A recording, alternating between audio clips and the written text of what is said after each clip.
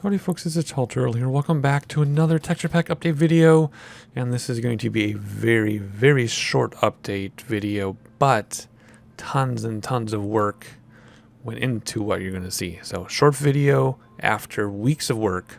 So it's not quite proportionate there, but you'll see why as soon as we jump into it. So let's ignore the terrible anti-aliasing because I really want shaders today. And let's get started. Alright, so again, we are using shaders just because what I'm going to show you looks better with shaders. However, when I run shaders, my anti-aliasing is broke. I say that in every video, but I don't know if you watch every video. So I just mention it because that's why we have sparkles. But I prefer shaders, and we'll need to ignore the sparkles. So here we go. Really quick, a couple items before we jump into the big stuff. I just wanted to show you, I got the saddle done. This is a photo courtesy Epona, once again, and credited in the texture pack notes. So thank you, Epona. I don't know anything about saddles, but it looks like a saddle to me. And it was a great photo, and it worked out perfectly. And we have seagrass, an item of seagrass. So now when we have seagrass up there, or we drag it along to get some turtles, it works just fine and looks fantastic.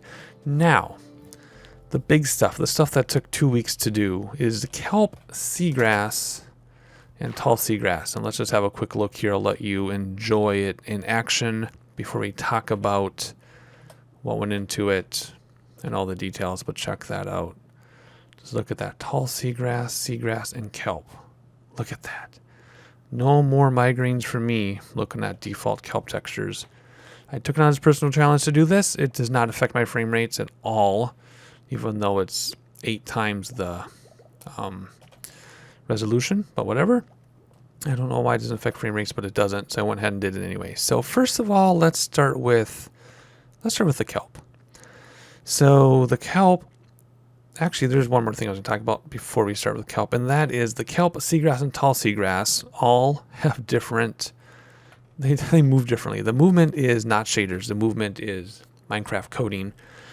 But as you can see here, if you look at that fish move out of the way, the seagrass and tall seagrass move at different speeds and have different oscillations, as does the kelp.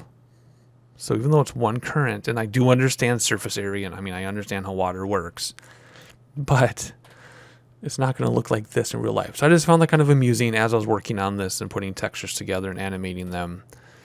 I'm like, they're all different speeds and different aggression of current, but whatever. I just enjoy it. But there you go, all 3 types together, all in one view. So starting with kelp, as I already started to start with kelp, we'll start again. This is 8 times resolution. So I took real kelp from my aquarium. I took photos of it, stitched it together by hand. There are, oh my gosh, how many animations is just this little cycle? I think it was A through Z, and then I think that's 35 animations I had to do. Basically, it's a flip book. Because again, this isn't my shaders moving this. This is Minecraft moving this. So it's like a flip book, right? So you need to come up with your image, and then within the same file, move it a little bit, and then move it a little bit, move it a little bit. 30, in this case, I think it was 35 times. Took forever. One thing I didn't do, which totally would have been next level, is if you look at the default textures and you stand back a little bit, you can see that the leaves kind of curl and they change direction and they curl back. I could have done that if I had a fast enough camera. I would just have, high-speed burst mode while kelp was moving in my aquarium and then stitch those together. So it can be done with the same amount of work as this, but you'd have to have the camera for it, and I don't. So we are stuck with a static image that I just animated in air quotes. It's really Minecraft doing the motion part. I just had to stitch them all together. So that's what we did for that. It just repeats itself. It's only actually 2. It's 4 leaves, and then it repeats itself. But there's 35 pages in the flipbook, so to speak. And then the stick in the middle of the stock is my own thing that I took too. I did not animate the stock. If you look at the default, it moves left and right ever so slightly.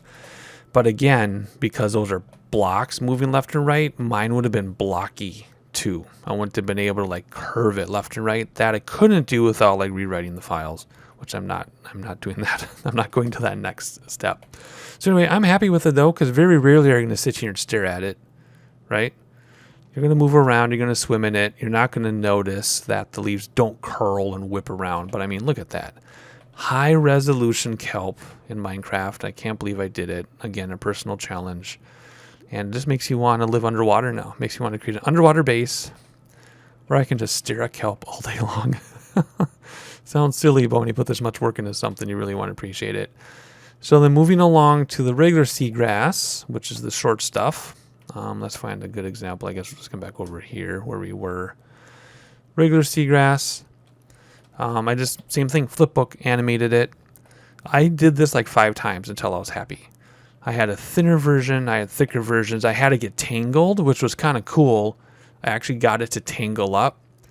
But the problem with that with animation is it wouldn't be smooth left and right. It would move, pause, move, pause, move, pause, come back, pause, come back, pause, come back, pause. And those pauses, even though they were microseconds, looked terrible.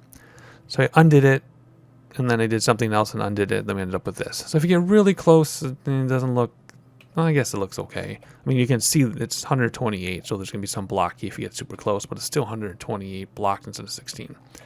But from far away, and again, you're moving around, it gets the job done, right? Not too bad there.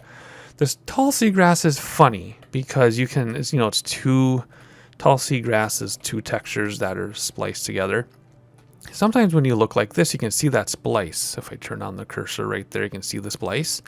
But in my editor, it's blended perfectly. There's no splice in my editor.